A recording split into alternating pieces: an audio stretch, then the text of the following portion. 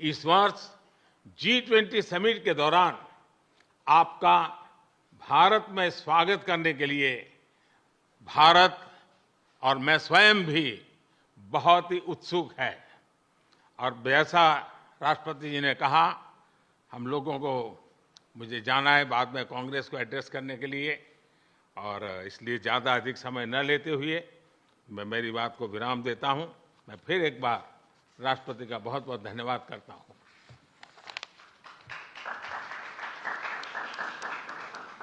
Well, the Congress is actually waiting and anxiously waiting to hear you. I'm told there are two questioners, Sabrina from the Wall Street Journal and Kumar from the Trust of India. And Sabrina, you first. Thank you, Mr. President. I have a question for the Prime Minister, but first a two-part question for you. Your comments at a fundraiser this week appear to be the first time in recent memory that a sitting U.S. president has called a Chinese leader a dictator. Did those comments about President Xi undermine or complicate the progress your administration has made in maintaining a relationship with China? And secondly, on India, as you raise these broader issues of human rights and democracy, what is your message to those, including some members of your own party, who say that your administration is overlooking the targeting of religious minorities and crackdown on dissent in Prime Minister Modi's country? The answer to your first question is no. When we're talking to our allies and partners around the world, including India, we let the idea of my choosing and avoiding saying what I think is the facts with regard to the relationship with India, with China, is just not something I'm going to change very much. I think I believe that, and I've said this for some time, that the hysteria about the relationship with China is collapsing and moving, et cetera, et cetera. We had an incident that caused some confusion, you might say. But Secretary Blinken had a great trip to China. I expect to be meeting with President Xi sometime in the future, in the near term, and I don't think it's had any real consequence. And what was your second question?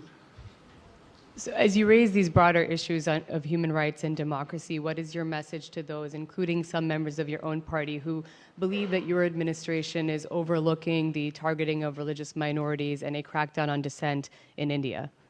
Well, look, the Prime Minister and I had a good discussion about democratic values, and that's the nature of our relationship. We're straightforward with each other, and we respect each other. One of the fundamental reasons that I believe the U.S.-China relationship is not in the space it is in the U.S.-Indian relationship is that there's an overwhelming respect for each other because we're both democracies. And it's a common democratic character of both our countries and our people, our diversity, our culture, our open, tolerant, robust debate. And I believe that we believe in the dignity of every citizen. And it is in America's DNA, and I believe in India's DNA, that the whole world has a stake in our success, both of us, in maintaining our democracies, makes us appealing partners, and enables us to expand democratic institutions around the world. And I believe this, and I still believe this. Mr. Prime Minister, India has long prided itself as the world's largest democracy, but there are many human rights groups who say that your government has discriminated against religious minorities and sought to silence its critics. As you stand here in the East Room of the White House, where so many world leaders have made commitments to protecting democracy, what steps are you and your government willing to take to improve the rights of Muslims and other minorities in your country and to uphold free speech?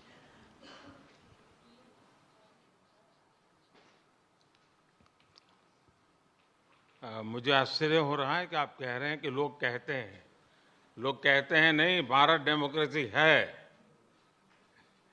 और जैसा राष्ट्रपति Biden ने कहा भारत और America दोनों के DNA में लोकतंत्र है। लोकतंत्र हमारा स्पिरिट है, लोकतंत्र हमारी रगों में है, लोकतंत्र को हम जीते हैं और हमारे पूर्वजों ने उसको शब्दों में ढाला है संविधान के रूप में। और हमारी सरकार लोकतंत्र के मूलभूत मूल्यों को आधार लेकर के बने हुए संविधान के आधार पर चलती है।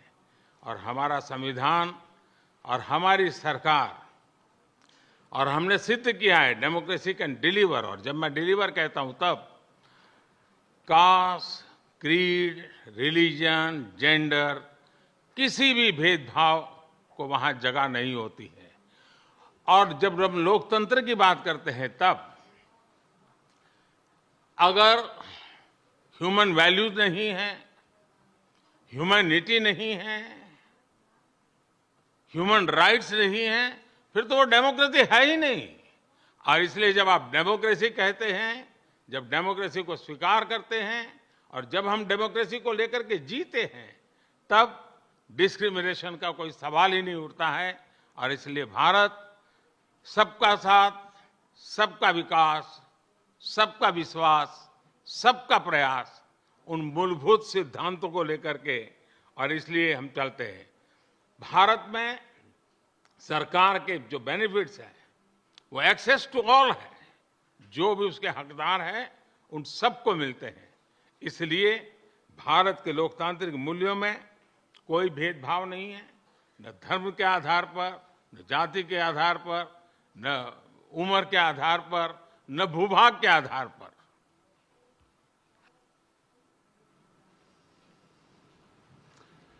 Kumar. Yeah, thanks a lot, sir. Sir, my question is on the issue of climate change. Both countries have spoken strongly about the need to tackle the climate change, but there is a view. Climate change. I'm sorry. Yeah, both countries have spoken about the challenge of climate change, but there is a view that ambitious targets are set, but implementation is found often lacking. And there is also a criticism of lack of technological transfer, financial transfer from the developed countries to the developing nations. How do you both leaders see the way ahead on this pressing issue?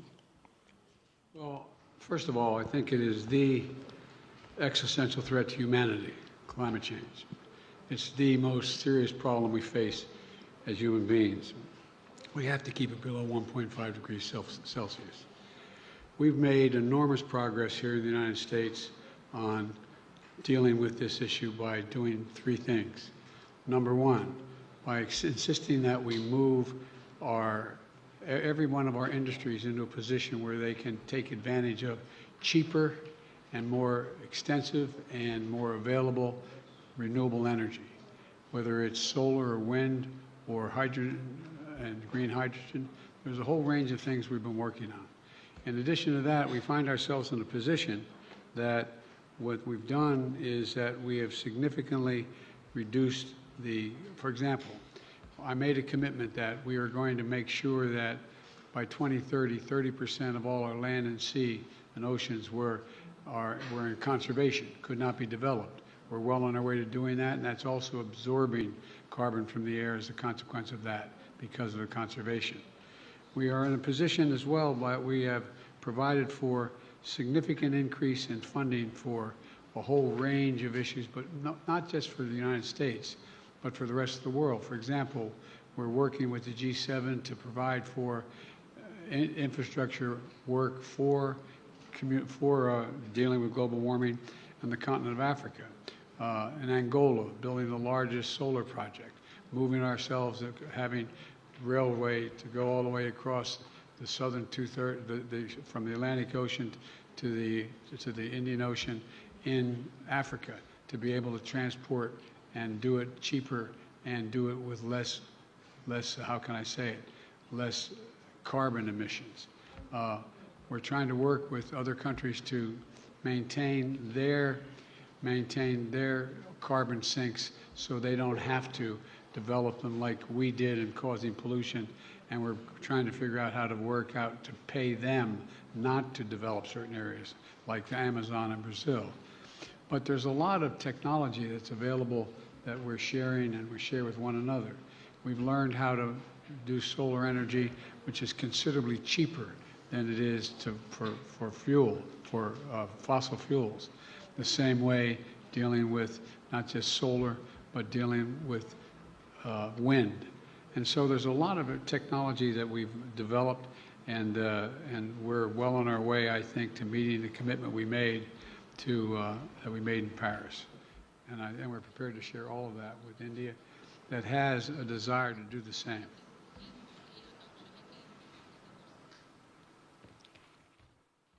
Excellency, आपने सही कहा।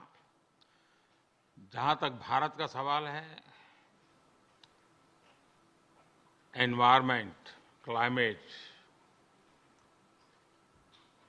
ये हमारे सांस्कृतिक परंपरा में अत्यंत महत्वपूर्ण स्थान है उसका।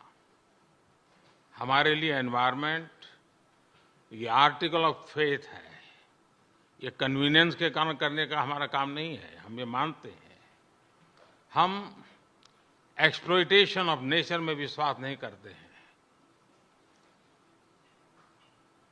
पूरे सृष्टि को चलाने के लिए मिल्किंग ऑफ नेचर तक तो चल सकता है, लेकिन एक्सप्लॉइटेशन ऑफ नेचर नहीं चल सकता है। हम इस पक्ष में रहे हैं और उसी के मूल पर आधार पर भारत अपने लिए करता है, इतना ही नहीं, हम कुछ ग्लोबल इनिशिएटिव भी ले रहे हैं। आपको मालूम है, G20 देशों ने पेरिस में जो प्रॉमिस किया था, सभी G20 देशों में अकेला हिंदुस्तान है जिसने पेरिस में जो प्रॉमिस किए थे वो सारे प्रॉमिस पूरे किए हैं। इतना ही नहीं, सोलर एनर्जी के क्षेत्र में हमने ग्लासगो में रिन्यूएबल एनर्जी के क्षेत्र में 500 गीगावाट का टारगेट रखा है। हमने 2030 तक भारत की रेलवे का नेट जीरो का लक्ष्य रखा है। और भारत की रेलवे कहने के बाद आपको उसका स्केल पता होना चाहिए। भारत की रेलवे का मतलब है कि हर दिन मेरे यहाँ रेल के डिब्बे में पूरा ऑस्ट्रेलिया होता है। इतना बड़ा मेरा देश है और वहां मैं 2030 तक रेलवे को नेट जीरो लेकर के चल रहा हूं। उसी प्रकार से जो हमने सोलर एनर्जी के टारगेट तय किए थे, हमने इथेनॉल के टारगेट तय किए थे 10% का, वो समय से पहले पूरा कर दिया। हम 20% इथेनॉल ब्लेंडिंग की दिशा में आगे बढ़ रहे हैं। हम ग्रीन हाइड्रोजन को इनिशिएट कर रहे हैं और भारत ग्रीन हाइड्रोजन हब बने, उस दिशा में हम काम कर रहे हैं। हमने दुनिया के लिए इंटरनेशनल सोलर अलायंस उसका हमने लॉन्च किया और आज दुनिया के कई देश उसमें भारत के साथ मिलकर के आगे बढ़ रहे हैं। हमने जो आइलैंड कंट्रीज है उनको स्पेशली सोलार के क्षेत्र में मदद करके उनको एक नया विश्वास दिया है कि हम आपकी कठिनाइयों में आपके साथ हैं। भावी किसी भी संकट के लिए हम आपकी चुनौती को पार करने के लिए हमारी जिम्मेवारियां निभाएंगे, आपको भी मदद करेंगे। हम वो देश हैं जिसने एक और नया क्षेत्र हाथ लिया है। हम देख रहे हैं कि नेचुरल कैलेमिटी के कारण आज मनुष्य मृत्यु की चर्चा तो होती है, लेकिन इंफ्रास्ट्रक्चर का इतना नुकसान होता है जो 50-50 साल तक भरपाई नहीं हो सकता। और इसलिए ये जो क्लाइमेट चेंज के कारण जिस प्रकार का संकट आ रहा है, तो ऐसा इंफ्रास्ट्रक्चर बनना चाहिए जिसमें रेजिलियंस हो। और इसके लिए CDRI हमने एक ग्लोबल ऑर्गेनाइजेशन को जन्म दिया है। और आपको पता होगा, मैंने ग्लासगो के अंदर एक विषय रखा है दुनिया के सामने, और जिसको पिछले दिनों UN सेक्रेटरी जनरल और मैंने उसको लॉन्च किया है, वो है मिशन लाइफ। और जब मैं लाइफ कहता हूं तब life style for environment. Her individual को प्रो क्लाइमेट, प्रो एनवायरमेंट अपना जीवन जीने का तरीका डेवलप करना होगा। इतने बड़े संकट के लिए उस दिशा में भी हम काम कर रहे हैं। और मुझे विश्वास है कि भारत ने जो आज इन क्षेत्रों में काम शुरू किया है, इसलिए नहीं कि भारत ने दुनिया के एनवायरमेंट को बुरा किया है, लेकिन हम इसलिए कर रहे हैं कि हमारी भावी पीढ़ी की हमें चिंता है।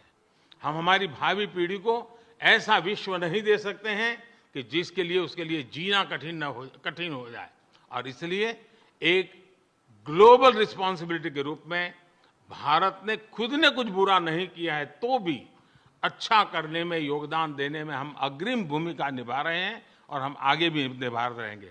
जहां तक समृद्ध देश है, लगातार चर्चा रही है, टेक्नोलॉजी ट्रांसफर हो, फाइनेंशियल मदद हो, और धीरे धीरे विश्व भी मन बना रहा है कि जो देश इसमें करना चाहते हैं उनको टेक्नोलॉजी की मदद मिले, उनको फाइनेंशियल मदद मिले। हम प्रतीक्षा कर रहे हैं कि जितना जल्दी इस विषय में आगे बढ़ेंगे, दुनिया को इस संकट से हम जल्दी से मुक्त कर पाएंगे। धन्यवाद। Let me add one thing to that. We have caused damage in the United States the way we developed over the last 300 years. And that's why I was able to convince my colleagues in the Congress to pass legislation, the largest climate fund ever in American and the world history, $369 billion. $369 billion to deal with the climate crisis. And we're doing it extensively now, and I think you're going to see significant progress. Thank you all very, very much.